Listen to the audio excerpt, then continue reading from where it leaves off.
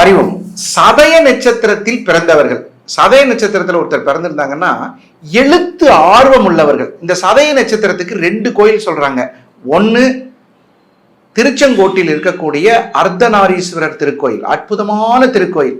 நீங்க சதய நட்சத்திரத்துல பிறந்திருந்தா எப்பயாவது வாய்ப்பு கிடைக்கும்போது அந்த கோயிலுக்கு போயிட்டு வந்துருங்க. போயிட்டு வந்ததுல இருந்து வளர்ச்சி ஏறுமுகமா இருக்கும். அடடடா, அந்த கோயில் மலை ஏறும்போது இருக்கிற ஆனந்தம் அனுபவிச்சு பாருங்க, அப்பதான் தெரியும். இன்னொரு விஷயம் பாருங்க, சதய நட்சத்திரத்தில் பிறந்தவர்கள் எழுத்தாளர்கள், கணக்கர்கள், பெரும்பாலும் இவர்கள் குடும்பத்தில் ஒரு பென்ஷன் வாங்கக்கூடிய அமைப்புள்ளவர்கள் இருப்பார்கள். தாத்தா, பாட்டி, அப்பா, அம்மா, மாமா, யாரோ ஒருத்தர் அரசாங்கத்தினுடைய பென்ஷன் வாங்கக்கூடிய ஒரு நபர்களாக இருப்பார்கள்.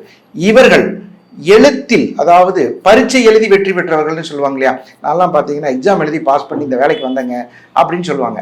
அந்த மாதிரி இருக்கக்கூடிய நபர்கள் பெரும்பாலும் சதய நட்சத்திரத்தில் இருப்பார்கள்.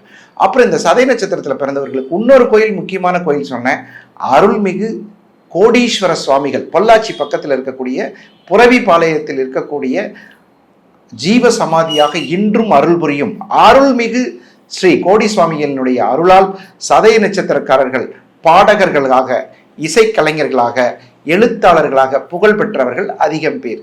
வாய்ப்பிருந்தால் சதய நட்சத்திரக்காரர்கள் இந்த 2 திருக்கோயிலையும் பார்த்துவிட்டு வாழ்வில் முன்னேற வாழ்த்துவது உங்கள் நல்ல நேரம் நாகராஜ், நங்கநல்லூர் மற்றும் கோவை. வணக்கம்.